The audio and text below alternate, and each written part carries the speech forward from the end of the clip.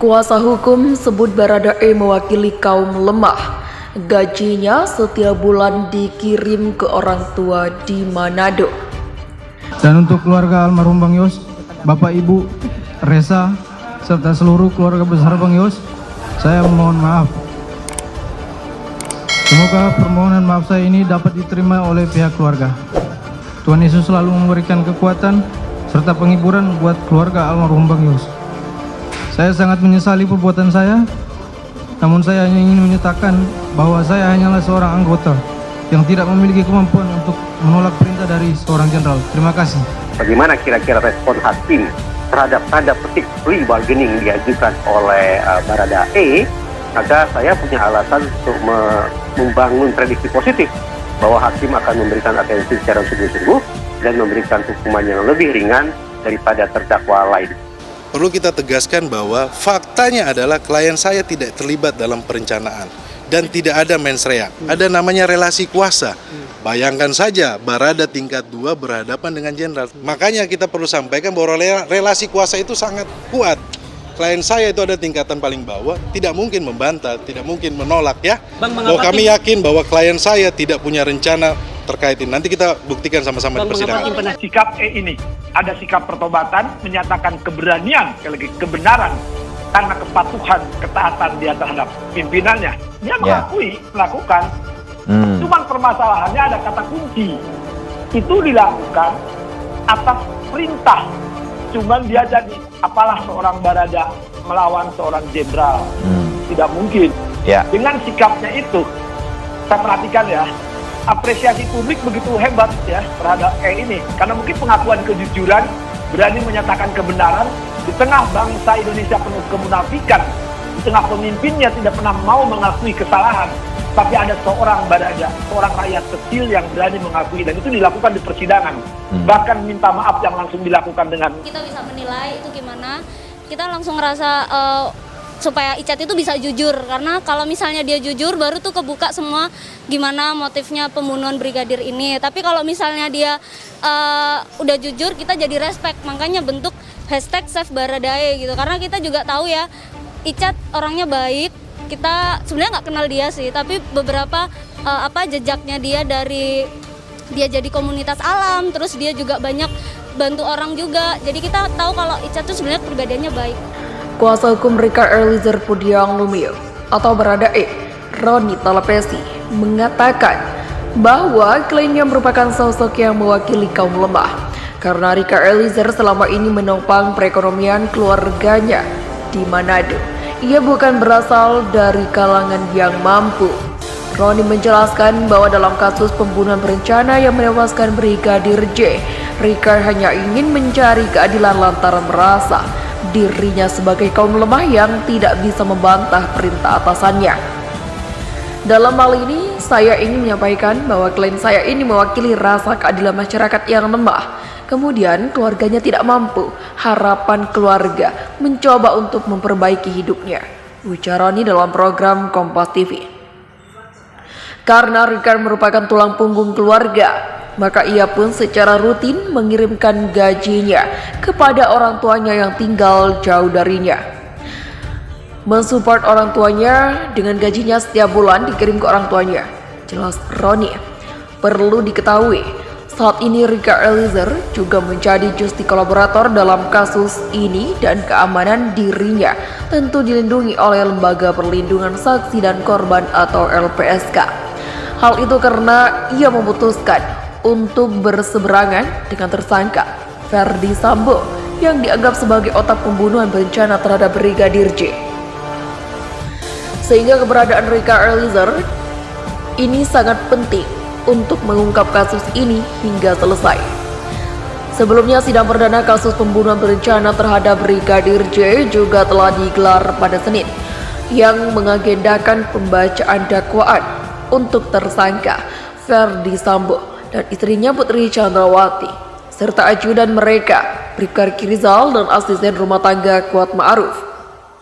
Dalam berkas dakwaan tersebut, Ferdi Sambo, Putri Chandrawati, Bribka Rizal, Kuat Ma'ruf dan Barada Rika Eliezer disangkakan melanggar pasal 340 KUHP subsidiar pasal 338 KUHP, Jo pasal 55 ayat 1 ke 1 KUHP, Jo pasal 56 ke 1 KUHP.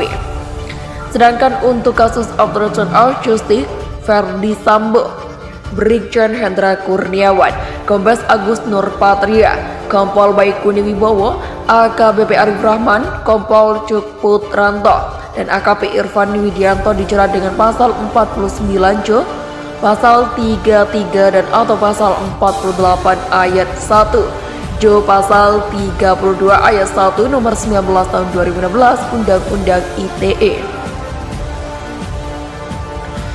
Mereka juga disangkakan melanggar pasal 55 ayat 1 dan atau pasal 221 ayat 1 kedua dan atau pasal 233 KUHP. Alasan Baradae tak ajukan eksepsi, kami tak mengelak melakukan penembakan Brigadir J. Kuasa hukum Barada Richard Eliezer Pudiang Lumiu atau Baradae mengungkap alasan tak mengajukan eksepsi. Eksepsi adalah suatu tangkisan atau sanggahan atau bantahan tertentu dari pihak tergugat yang tidak berkaitan langsung dengan pokok perkara. Roni Talapesi selaku kuasa hukum Baradae mengatakan pihaknya tak mengajukan eksepsi karena mengakui kliennya tersebut memang melakukan penembakan. Karena apa? Perbuatan yang dilakukan oleh klien kami, betul, kami tidak mengelak melakukan penembakan. Tapi dasarnya apa? Berdasarkan perintah, ujar Roni di ruang sidang utama Profesor Umar Seno Aji di Pengadilan Negeri Jakarta Selatan. Hal itu diakui Baradae dengan menyampaikan permohonan maaf kepada keluarga Nofriansah Yosua Huta Barat alias Brigadir J. Tadi juga lihat saudara Richard adik kita ini dengan tulus menyampaikan permohonan maaf kepada keluarga korban. Semoga dengan permohonan maaf ke keluarga korban ini juga bisa membuat adik kita lebih tenang. Ya, Richard Eliezer ya. Dan juga untuk keluarga korban kami sangat-sangat berbelasungkawa, kata Roni. Soal pembelaan, kedepannya pihak Baradae mengaku memiliki strategi khusus.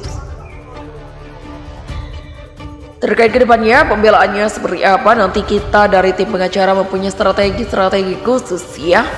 Tadi juga kan kita sudah minta untuk dimajukan pemeriksaan dari Verdi Sambo dan kawan-kawan. Tapi tadi ada pertimbangan mungkin dari majelis hakim dan lain-lain.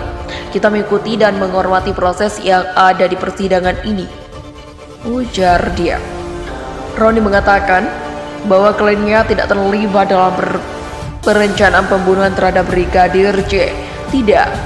Perlu kami tegaskan bahwa faktanya adalah klien saya tidak terlibat dalam perencanaan, katanya.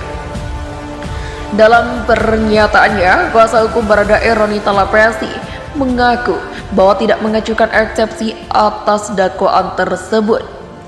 Menurut kuasa hukum, isi dakwaan tersebut sudah cermat dan tepat.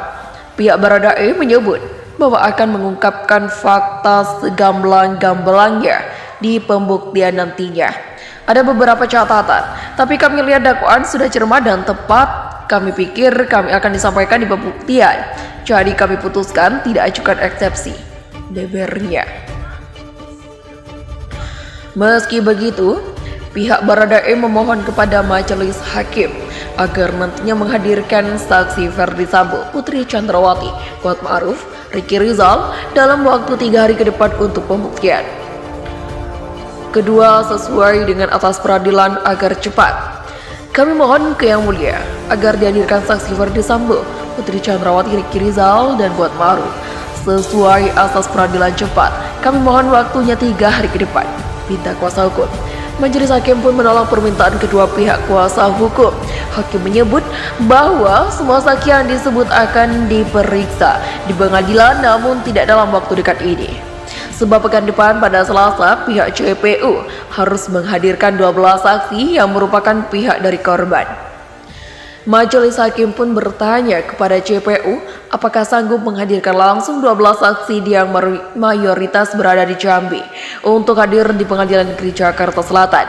Hakim pun memberikan pilihan kesaksian lewat Zoom apabila saksi di Jambi tidak bisa hadir langsung ke Jakarta. Pihak JPU pun meminta waktu untuk berkoordinasi dengan saksi dari pihak korban apakah bisa langsung hadir ke Jakarta atau melalui Zoom. Diketahui dalam dakwaan Baradae sendiri bertugas sebagai eksekutor yang membunuh Brigadir J. Pembunuhan tersebut merupakan perintah dari bosnya sendiri yang saat itu menjabat sebagai Kadif Propam Polri Verdi Sambo. Sementara ini, Verdi Sambo disebut dalam dakwaan merancang pembunuhan berencana kepada Brigadir J lantaran berangkat dari kesaksian istrinya, Putri Chandrawati, yang disebut dilecehkan oleh korban.